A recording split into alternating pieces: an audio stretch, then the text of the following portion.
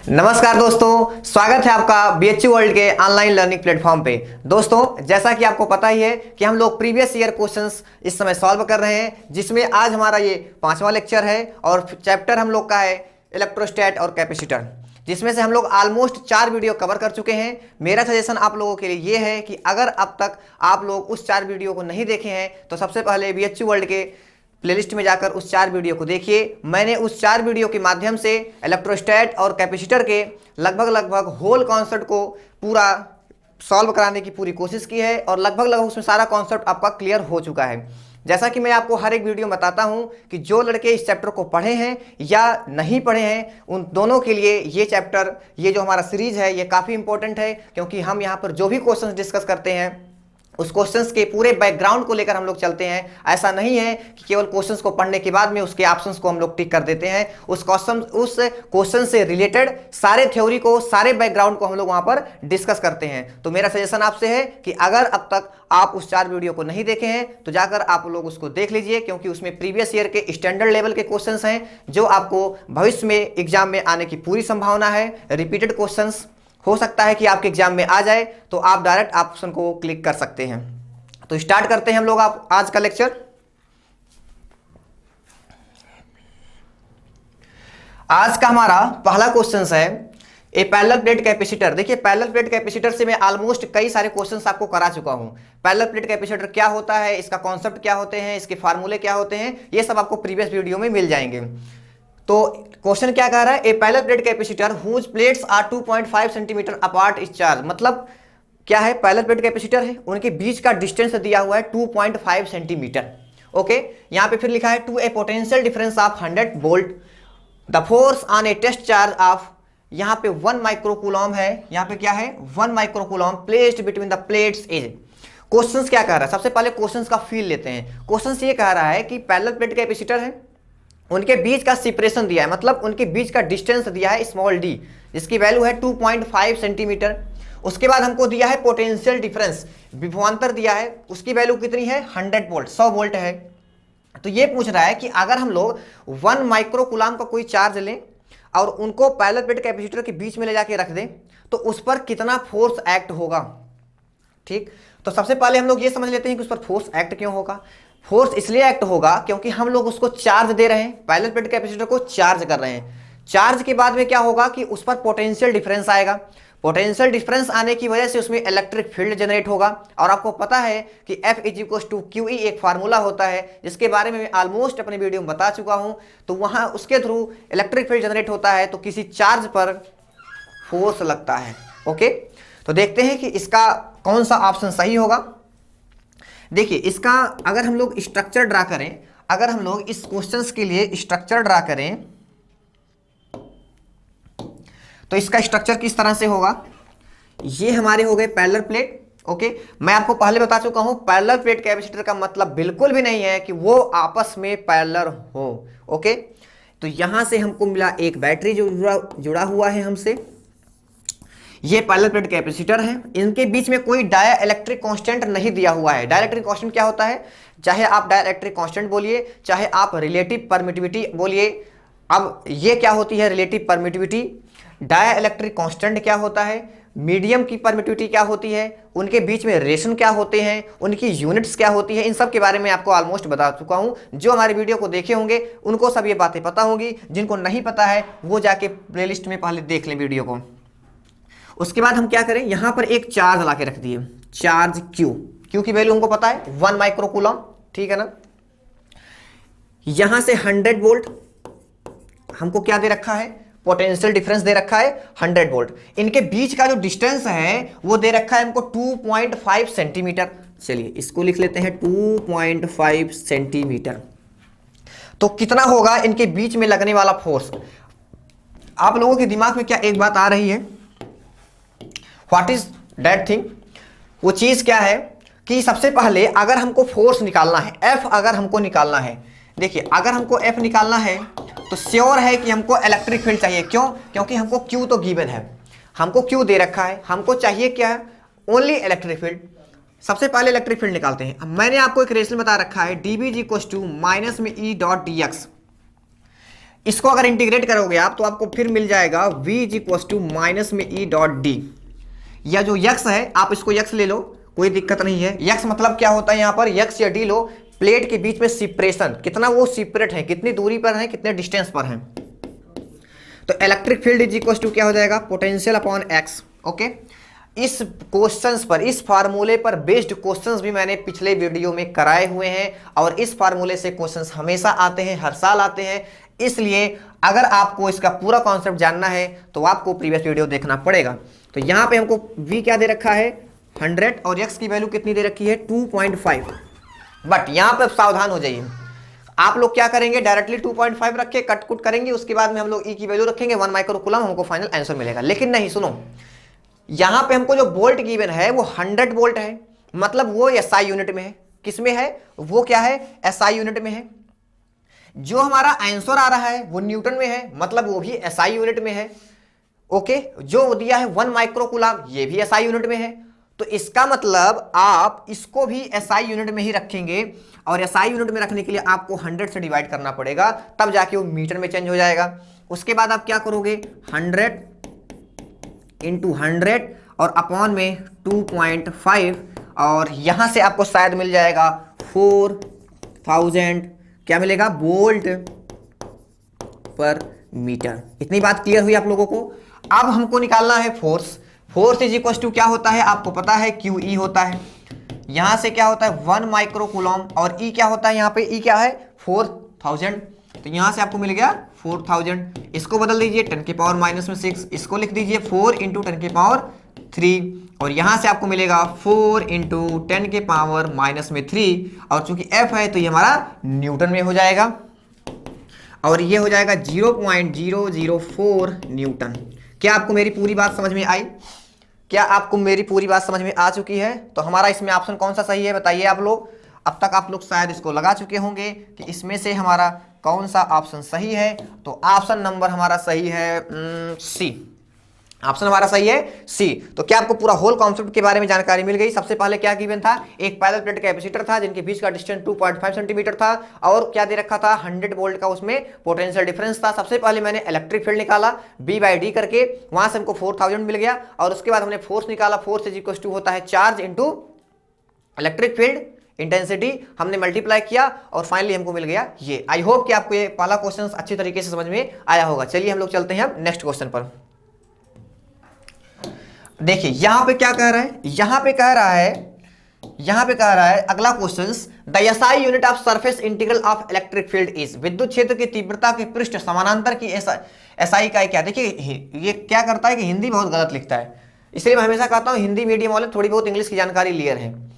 अब देखो ये मैं यहां पे इसलिए रखा हूं क्योंकि ये पेपर की लैंग्वेज है, समानांतर शब्द लिख के आया है, आप लोग उलझ जाओगे कि समानांतर क्या होता है। यहां पे समानांतर का क्या मतलब होता है, सरफेस इंटीग्रल। आप सिंपल सा समझो, सरफेस इंटीग्रल मतलब उसके सरफेस के लिमिट में इंटीग्रेशन हो रहा है, बस आप इतना समझो। ओके, तो इसलिए थोड़ा सा हिंदी मीडियम के लिए रिस्ट्रिक्शन है। मैं इस एग्जाम्पल के सहायता से आपको बताना चाहता हूं कि ऐसे ही क्वेश्चन आपको उलझाने के लिए हिंदी मीडियम वालों के लिए, खासकर इंग्लिश वालों के लिए तो ठीक है, कोई दिक्कत नहीं है। खैर आते हैं हम लोग क्वेश्चंस पे। क्या लिखा हुआ है, SI unit of surface integral of electric field. अब लोगों के दिमाग में कुछ बातें चलेंगी, वो बात क्या है, क्या मुझे बता सकते हैं वो बात क्या है। आपके दिमाग में चलेगी यार इलेक्ट्रिक फील्ड क्या होता है, E is equal to V/D, E is equal to क्या होता है V/D होता है, E इज इक्वल टू क्या होता है V/D होता है।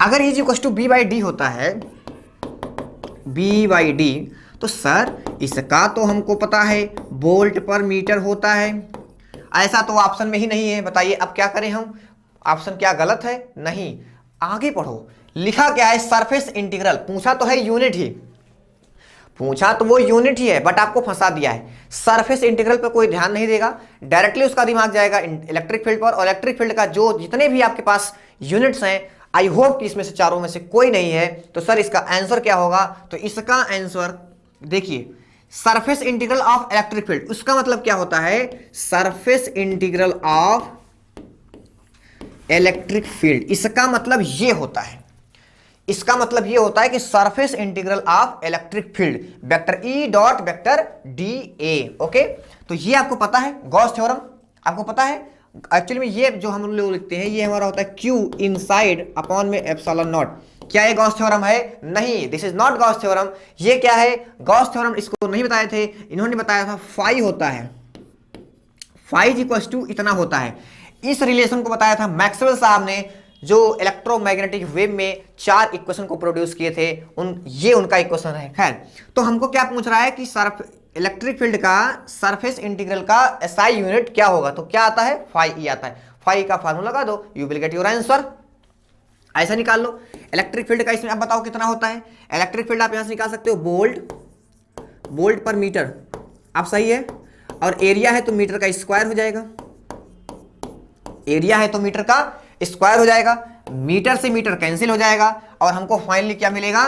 Volt meter. क्या आपको मेरी बात समझ में आई? वोल्ट मीटर मतलब हमारा first option is correct. Okay, तीसरा ऑप्शन हमारा किस कंडीशन में करेक्ट होता है? देखो, वोल्ट को क्या लिख सकते हो? हमको पता है V इक्वल टू क्या होता है? W upon Q। क्या आपको ये बात पता है? V इक्वल टू होता है W अपॉन Q। यहां से आप लिख सकते हो क्या? जूल, और यहां से आप लिख सकते हो कूलॉम, और जूल को क्या लिख सकते हो आप? न्यूटन मीटर, और यहां से आप लिख सकते हो कूलॉम। मेरी बात समझ में आई? तो यहां से आप लिख दो न्यूटन मीटर पर कूलॉम इनटू मीटर, तो ये क्या हो गया? न्यूटन मीटर स्क्वायर अपॉन में कूलॉम। इस तरीके से हमारा, अगर हमको यहां पे न्यूटन मीटर का स्क्वायर लिखा होता तो भी हमारा इस क्वेश्चन का भी आंसर ये सही हो जाता। तब हमारे पास मल्टीपल सेलेक्ट क्वेश्चंस आ जाते, तब हमारा 2 ऑप्शन सही होता। वो 2 ऑप्शन क्या थे? फर्स्ट और सेकंड। बस इस प्रश्न के लिए हमारा क्या ऑप्शन सही है? हमारा ऑप्शन सही है वोल्ट मीटर। और कैसे आपको पता चल गया कि किस तरह से। तो इसलिए बातों का हमेशा ध्यान रखिए, जो क्वेश्चन में दे रखा है वो ऐसे ही फालतू में नहीं दे रखा है, उसका आपको यूज करना ही करना है। आई होप कि आपको ये पूरा अच्छे से समझ में आया होगा। चलते हैं आगे। हमारा नेक्स्ट क्वेश्चन है the number of lines of force radiating outwards from 1 Coulomb charge is. ये कह रहा है कि मान लेते हैं कि 1 कूलॉम चार्ज हमारे पास है, तो इससे बाहर निकलने वाली फ्लक्स क्या होगा? The number of lines of forces, electric field lines बोल दो। देखो आपको फंसाया कैसे, इसमें भी फंसा दिया है। Number of lines of forces, और हमको भी पता है कि जो इलेक्ट्रिक फ्लक्स का डिफिनेशन होता है वो यही होता है number of electric field lines. मतलब ये आपसे इनडायरेक्टली पूछना चाहता है कि विद्युत फ्लक्स, इलेक्ट्रिक फ्लक्स कितना होगा, मतलब 1 कूलॉम। अब ऐसे भी देखो आप, +1 है, +1 कूलॉम चार्ज हमारे पास है, 1 कूलॉम चार्ज है। मैंने आपसे क्या बताया था? जब हमारा जो पॉजिटिव होता है, ये इलेक्ट्रिक फील्ड का डायरेक्शन पिछले वीडियो में बताया था, ये कैसे होता है? इधर की तरफ होता है। कैसे होता है? इधर की तरफ होता है। ओके, तो यहां से जो आउटवर्ड्स निकल रही है, बाहर की तरफ निकल रही हैं, वो कितनी फील्ड लाइंस निकल रही है, वही आपसे इस क्वेश्चन में वो क्वेश्चन पूछ रहा है कि बताइए सर कितना होगा। आपको क्या एक चीज पता है? वो 5 पूछ रहा है। चलो सर इतना तो पता है। तो क्या आपको पता है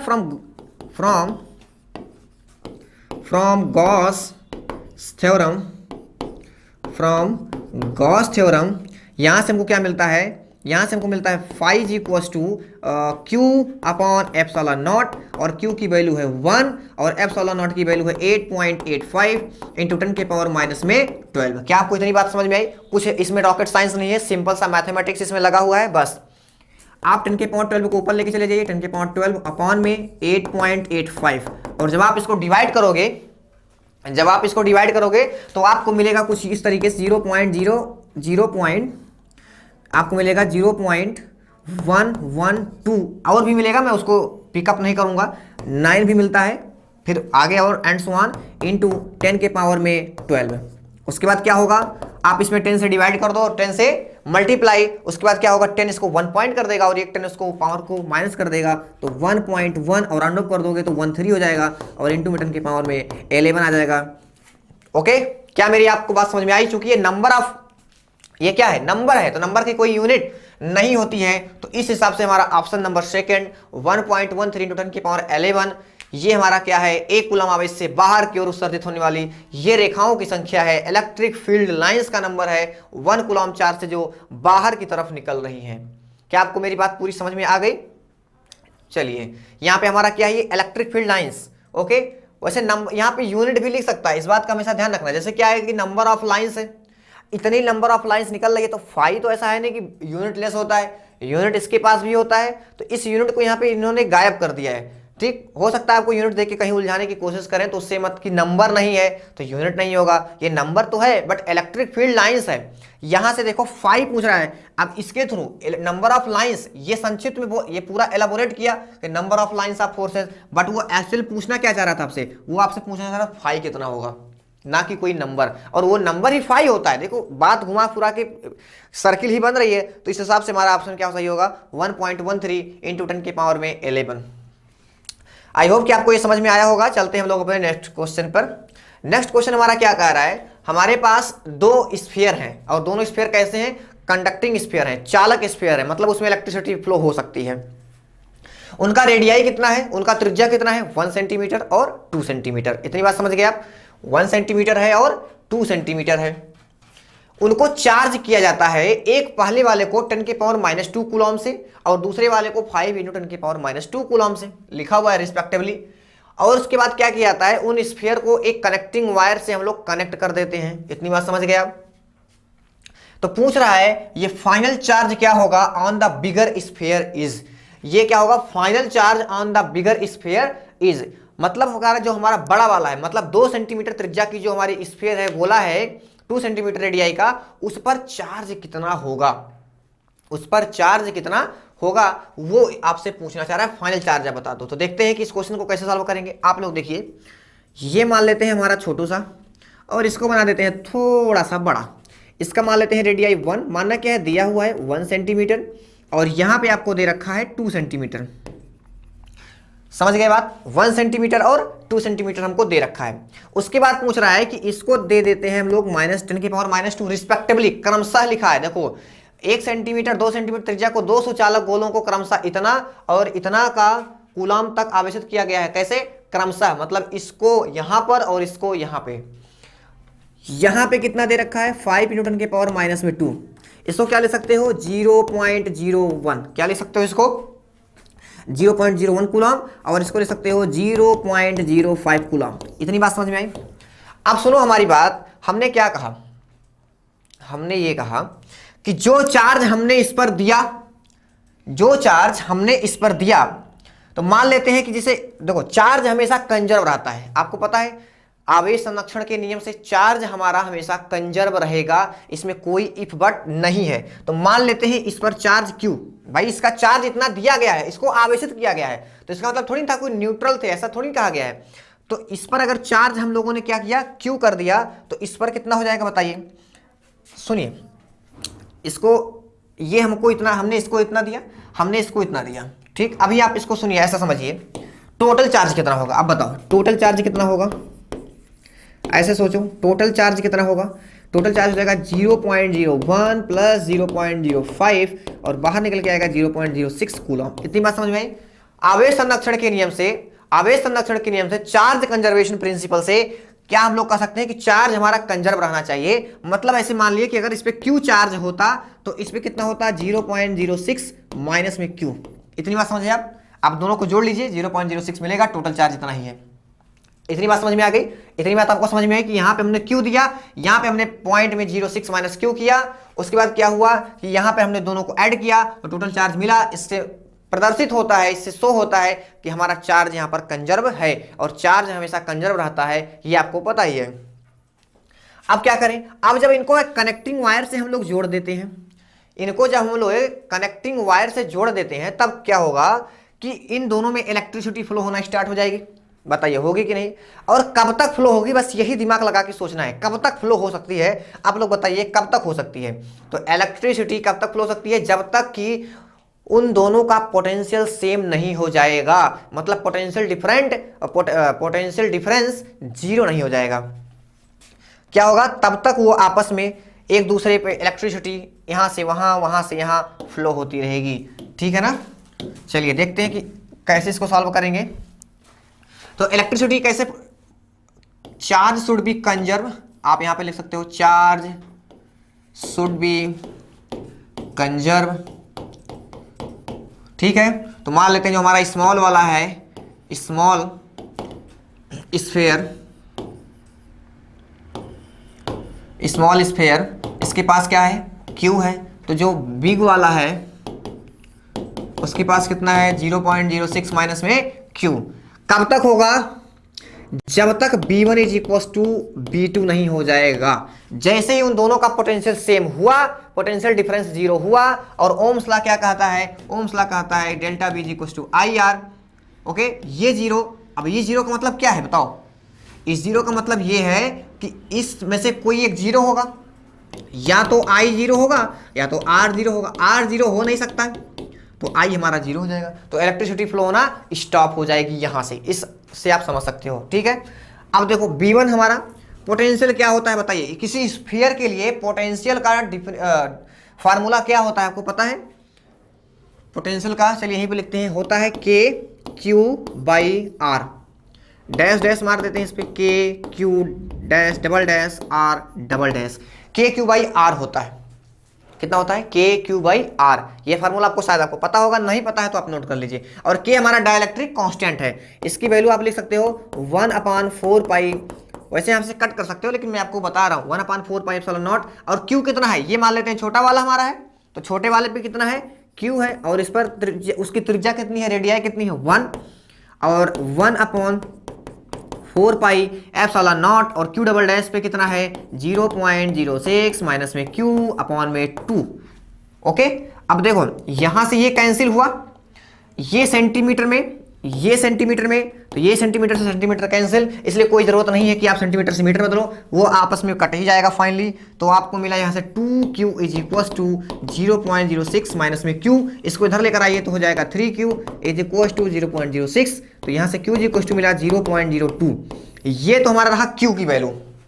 तो क्या हमारा ये आंसर है, नहीं, जल्दीबाजी में आंसर मत लगाना इसको। वो आपसे पूछना चाह रहा है, वो आपसे पूछ रहा है क्वेश्चन में कि बड़े वाले गोले पे कितना होगा, तो बड़े वाले गोले पे कितना था 0.06 माइनस में Q, 0.06 माइनस में 0.02, तो यहां से आपको मिल जाएगा 0.04 कूलम, या इसको आप ले सकते हो 4 इंटू 10 के पावर माइनस में 2 कूलम। अब देखते हैं हमारा कौन सा ऑप्शन सही होगा। इसके लिए 4 हमारा ऑप्शन नंबर सही होगा, ऑप्शन सही होगा हमारा 4 इंटू 10 पावर माइनस में 2। तो हमारा ऑप्शन क्या सही है, ऑप्शन सी सही है, हम लोग के लिए ऑप्शन सी सही है, जिसमें कह रहा है 4 इंटू 10 की पावर माइनस 2। देखिए इस क्वेश्चन को लगाने के एक तरीके नहीं है, इस क्वेश्चन को लगाने के कम से कम 3 से 4 तरीके हैं, आप लगा सकते हो, बट मैं यहाँ पे इजीएस्ट बताया हूँ कि ये सिंपल तरीका है। कहाँ पे ज़्यादा कोई रॉकेट साइंस लगा, चार्ज कंजर्व रहता है, तो आप जैसे ही आप स्टार्ट करते हो इलेक्ट्रोस्टैट पढ़ना, आपको बताया जाता है कि charge can not be destroyed, conserve रहता है, जैसे मास कंजर्वेशन लगता है वैसे चार्ज भी हमारा कंजर्व रहता है। तो उसके बाद और B1 बराबर B2 होता है, तो बेसिक आप 10th में पढ़ते हो कि जैसे पोटेंशियल डिफरेंस जीरो हुआ, हमारी इलेक्ट्रिसिटी जीरो हो गई। आप और भी तरीके इस फार्मूले इसमें यूज करके इस क्वेश्चन को सॉल्व कर सकते हैं। आई होप कि आपको इस तरीका से क्वेश्चन जो मैं लगाया हूँ, ये तरीका आपको पसंद आया होगा। अब चलते हैं हम लोग अपने नेक्स्ट क्वेश्चन पर। जैसा कि आपको पता ही है कि हम लोग क्या करते हैं, हम लोग के क्वेश्चन का रेशियो क्या होता है। सबसे पहले हम लोग BHU प्रीवियस ईयर में जो डिफरेंट कोर्सेज में आए हुए क्वेश्चंस हैं, हम लोग उसको डिस्कस करते हैं। उसके बाद हम लोग JEE मेंस के क्वेश्चंस को भी डिस्कस करते हैं, जिससे भविष्य में आपको एग्जाम में, आप किसी एग्जाम में बैठे BSc मैथ या बायो में, आपको कोई बहुत ज़्यादा दिक्कत ना हो। इसके लिए हम लोग दोनों पैरेलल ही मूव कर रहे हैं। चलिए हमारा क्वेश्चन नंबर 5 क्या कह रहा है, क्वेश्चन नंबर हमारा 5 कह रहा है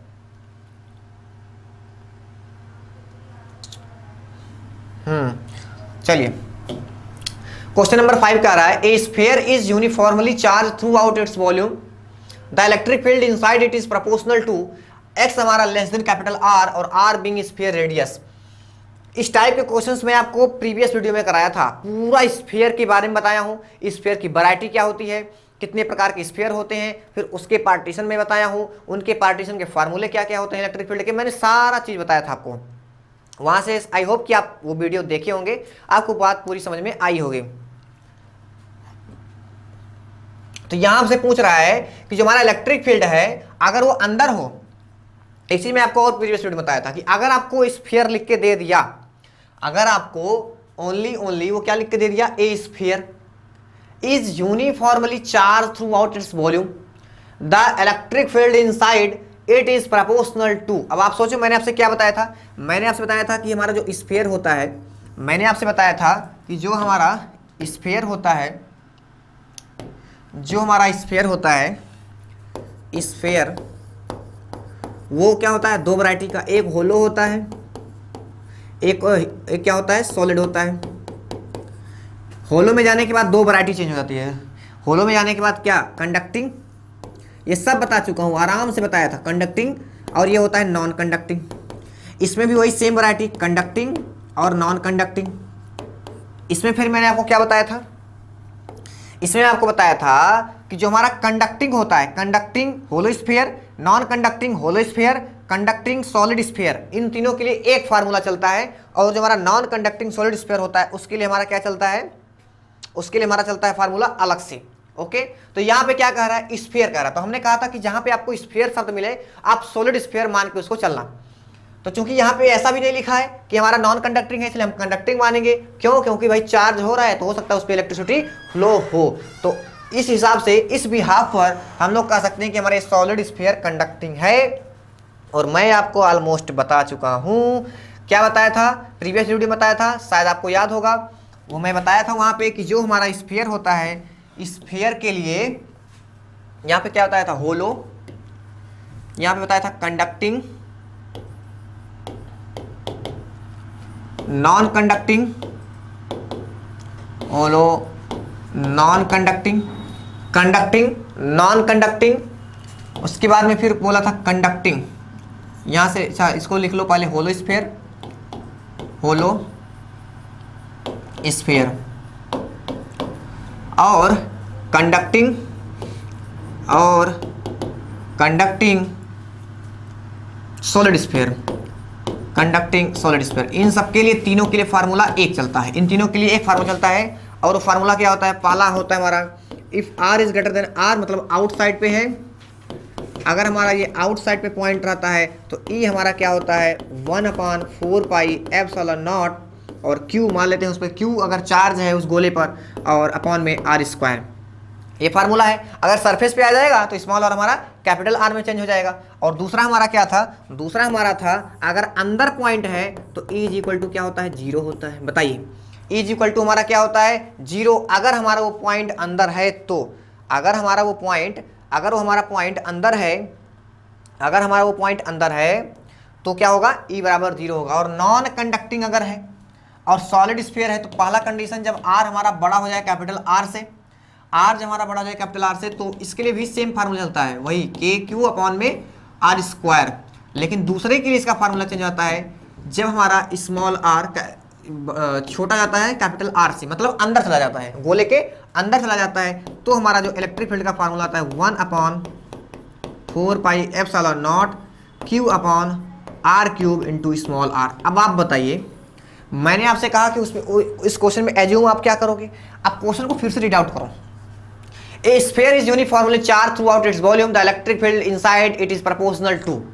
अब सोचिए कि अगर आप इसको एक नॉन कंडक्टिंग सॉलिड स्फीयर मान ली, सबसे पहले आपके दिमाग में आया कि हम लोग मान लेते हैं कि ये हमारा क्या है, होलो है, और होलो है और कंडक्टिंग है, होलो है कंडक्टिंग है, होलो है नॉन कंडक्टिंग है, सॉलिड है कंडक्टिंग है, सारे के लिए फार्मूला क्या चलेगा। तो उस हिसाब से आप क्या, कौन सा ऑप्शन डिजर्व करते हो, ये ऑप्शन कि 1/x², इसका मान लेते हैं कि करेक्ट आंसर होगा, क्योंकि सर हमको बताए थे कि 1/x² होता है, कि x हमारा सेंटर से उस पॉइंट का डिस्टेंस होता है। अगर आप इसको नॉन कंडक्टिंग स्फीयर मानने की कोशिश करते हैं तो हमारा ऑप्शन ये सही हो जाएगा। बताइए, समझ में आ रहा है। तो मैंने आपसे क्या कहा कि स्फीयर है, सबसे पहले हम लोग मानते हैं कि ये सॉलिड स्फीयर है, ठीक है, होलो हम लोग नहीं मानते, मान के चलते हैं कि हमारा सॉलिड स्फीयर है। और सॉलिड स्फीयर में आप कौन से कंडीशन पे आप टिक करोगे, बताइए। अगर हमारा पॉइंट अंदर आ गया है तो मतलब हमारा क्या होगा, इलेक्ट्रिक फील्ड जीरो होगा। तो क्या आपको कोई ऑप्शन में दिखा, बताइए, कहीं पर आपको दिख रहा है कि वो इंडिपेंडेंट है, इसका मतलब क्या है, इसका मतलब क्या है, बताइए। इसका मतलब है कि हमारा जो ये है वो सॉलिड है, सॉलिड स्फीयर है तो फिक्स है, होलो, उसके बाद कंडक्टिंग है, तो कंडक्टिंग के लिए क्या चलता है 1/x²। ओके, अब आप सोचिए कि अगर हम लोग ऐसा मान लिए कि वहां पे हमारा 1/x² होगा, तो वो तो हमारा डिजर्व करता है जब r हमारा ग्रेटर देन हो कैपिटल R से। इसका मतलब हमारा ये भी पॉइंट गलत है यहाँ पर, क्यों, क्योंकि हमारा लिखा है साफ साफ कि x हमारा लेस देन कैपिटल R है। अब देखो हमारे पास ऑप्शन क्या बचा, हम लोग अब होलो मान लेते हैं। होलो मानने के बाद में हम लोग क्या किए कि ई हम एक हमको मिलेगा एक्स स्क्वायर और एक हमको मिलेगा यहाँ पर बराबर में 0। बताइए ई बराबर हमको 0 मिल गया। अब हमको ई बराबर 0 इस ऑप्शन में तो नहीं दिख रहा है, हमको ऑप्शन में यही दिख रहा है। ये हमारा होलो के लिए बता रहा हूँ, होलो के दोनों कंडीशन और सॉलिड स्फीयर का एक कंडीशन जिसमें हम लोग ये करते हैं, और उसमें भी हमारा 1/x² ही आता है। और नॉन कंडक्टिंग मान लोगे तो ये हमारा, तो प्रीवियस वीडियो में आपको क्या बताया था, ये देखिए ये सब इतना घाल मेल हो गया कि हमारा क्या माने, होलो माने, स्फीयर माने, क्या क्या माने, hollow sphere, solid sphere, conducting या नॉन कंडक्टिंग। अब देखिए तो सही ऑप्शन क्या है, अब हम लोग चलते हैं सही ऑप्शन पे। सही ऑप्शन हमारा, मैंने आपसे कहा था कि आप एक काम करिएगा कि जब आपको स्फीयर दे रखा हो, वहां पे कुछ ना लिखा हो, प्रीवियस वीडियो में भी बताया था, आप सॉलिड स्फीयर मानो।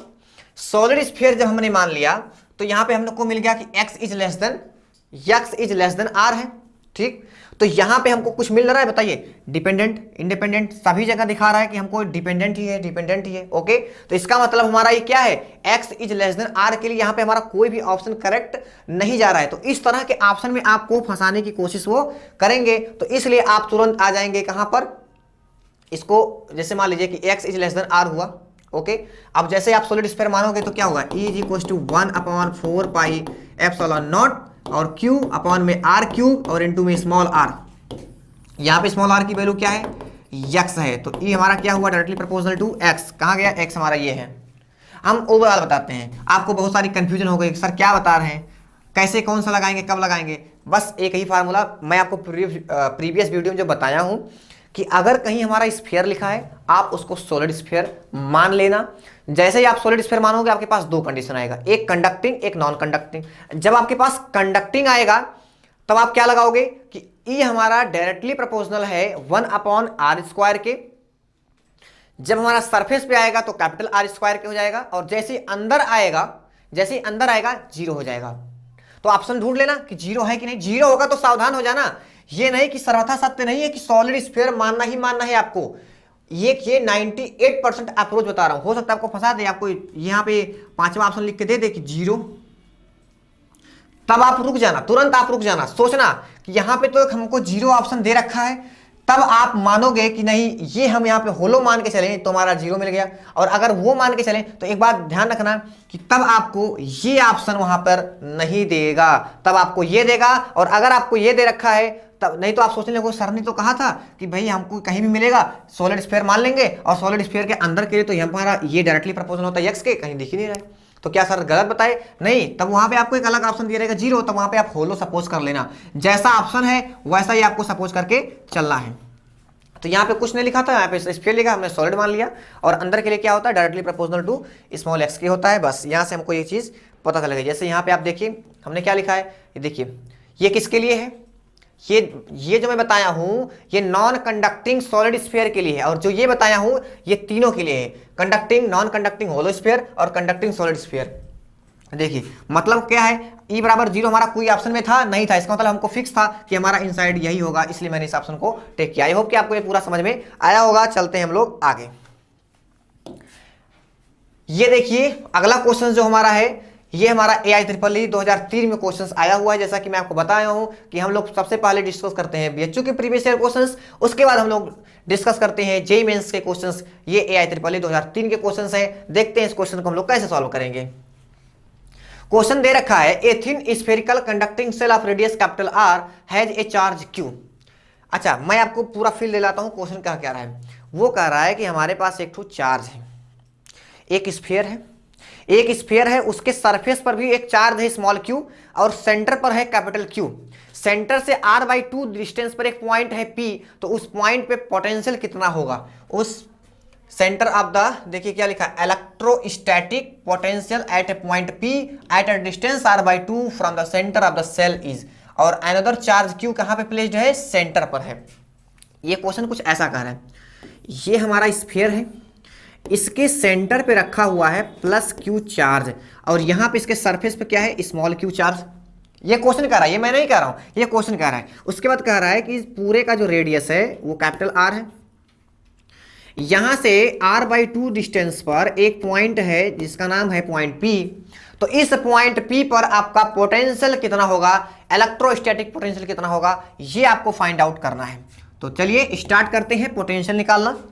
सबसे पहले हम लोग ये निकाल लेते हैं इस प्लस क्यू चार्ज की वजह से इस पी पॉइंट पर कितना होगा इलेक्ट्रिक पोटेंशियल। अभी मैंने जस्ट आपको पिछले वाले क्वेश्चन में बताया हूं कि जो हमारा बी का फार्मूला होता है वो होता है के क्यू बाई आर। क्या मैंने आपको इसको बताया था? बताइए, बताया था ना, के क्यू बाई आर, या ऐसा भी लिख लीजिए आप, K Q by small R, distance centre से उस पॉइंट का डिस्टेंस, ये स्फीयर के लिए है। ओके, चलिए तो मान लेते हैं हमारा B1 है, B1 हमारा क्या आएगा के, और Q है ही वो, स्मॉल r कितना है r/2 है, देखिए r/2 है, r/2 डिस्टेंस पे, तो हम लोग इसको ऊपर लेकर जाएंगे तो हमको मिल जाएगा।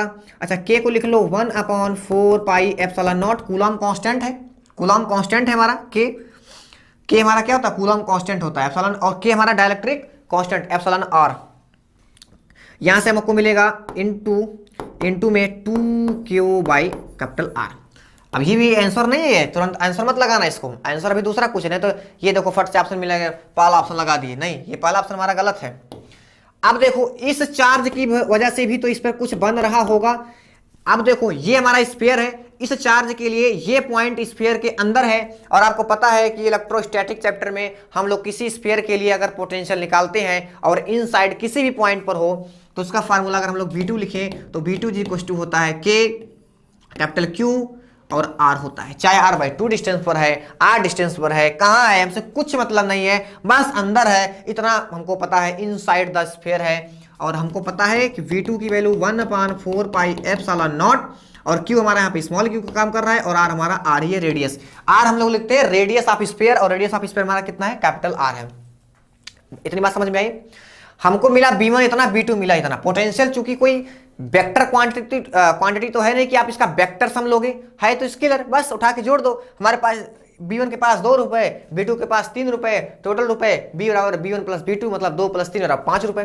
तो यहां से हमको मिला B = B1 + B2, और यहां से आप जोड़ोगे तो 1/4πε0 2Q/R, और प्लस में 1/4πε0 और स्मॉल q है, और स्मॉल q/R। आप देखिए इस ऑप्शन से आपका कौन सा, इस आंसर से आपका कौन सा ऑप्शन मैच कर रहा है? आई थिंक कि ये मैच कर रहा है थर्ड ऑप्शन।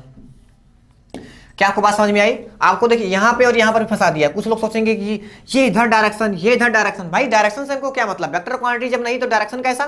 कोई डायरेक्शन और डायरेक्शन नहीं, सब यहाँ पे स्केलर क्वांटिटी है, यहाँ पे हमारा पोटेंशियल, इसलिए हम लोगों ने ऐसा यहाँ पे सॉल्व किया। आई होप कि AIEEE 2003 में जो क्वेश्चन आया था आप अब उसको सक्षम है सॉल्व करने में, और इस टाइप के कोई भी क्वेश्चंस अगर आपको निकटतम एग्जाम में आएंगे तो you are able to solve all questions to this variety. Okay, चलिए आई होप कि आपको समझ में आया होगा। चलते हैं हम लोग अपने नेक्स्ट क्वेश्चन पे।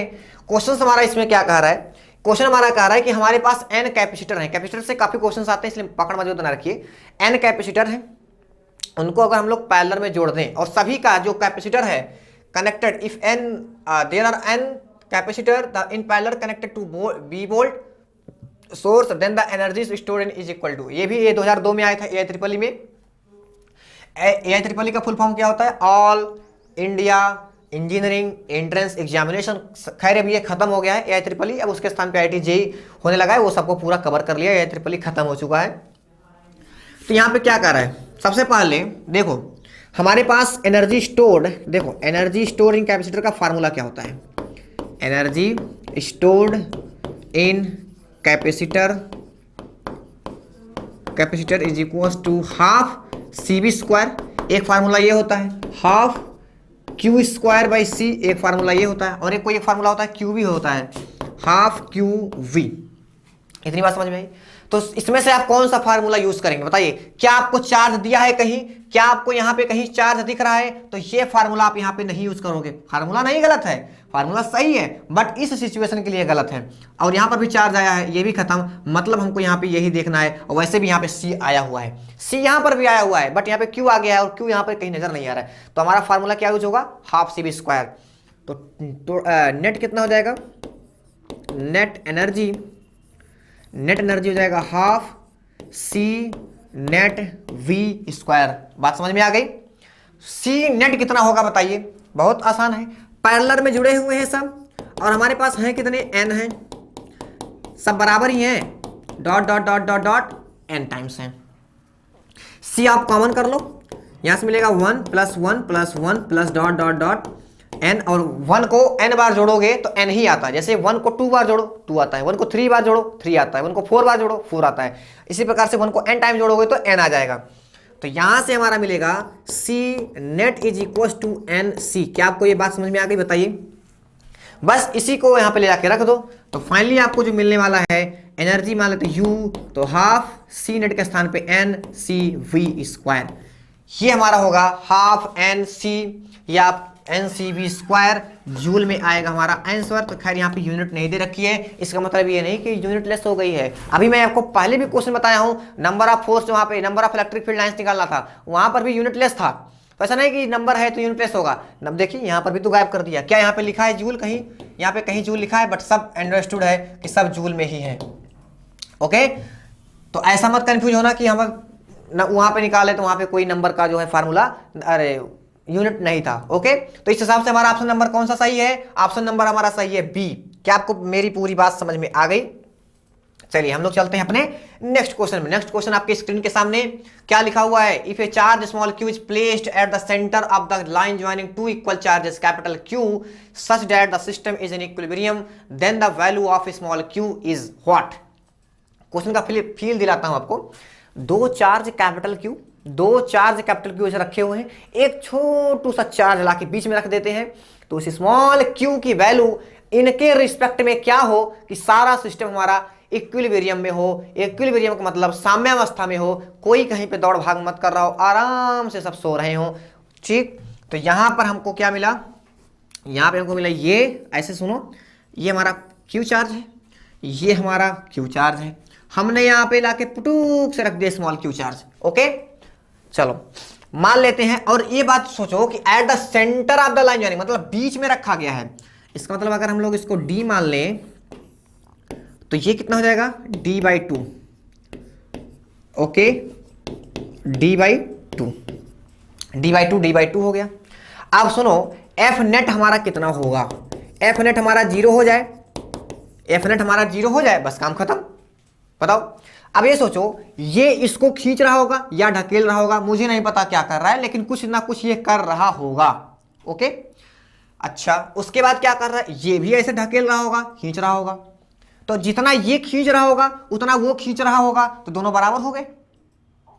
इसका मतलब, लेकिन ये भी तो आपस में कुछ कर रहे होंगे, तो इसका मतलब इनके फोर्स को और इनके फोर्स को दोनों को जोड़ के 0 के बराबर कर दो, काम हमारा खत्म। देखो, ऐसा ना मत सोचना इनको बराबर कर दो, इनको बराबर कर दो, ये तो ऑलमोस्ट बराबर है ही। इनको क्या बराबर करना है? ये तो आपस में बैलेंस करेंगे ही भाई, डिस्टेंस सेम है, इनका क्वांटिटी सेम है, ये इसका Q है, इसका कैपिटल Q, तो ये खींचेगा या ढकेलेगा, तो ये खींचेगा ढकेलेगा, दोनों इक्विलिब्रियम में। तो इन फोर्स को और इसके बीच में लगने वाले फोर्स को ऐड कर दो और 0 के बराबर कर दो, आपका काम खत्म, टाटा बाय। अब सुनो, यहां से कैसे निकालोगे आप? बताओ, एफ नेट कैसे निकालोगे? आपको पता है एफ का फार्मूला, कूलॉम्स ने बताया था, कूलॉम्स सर ने बताया था क्या? F is equal to 1/4πε0 Q1 Q2 upon में R स्क्वायर।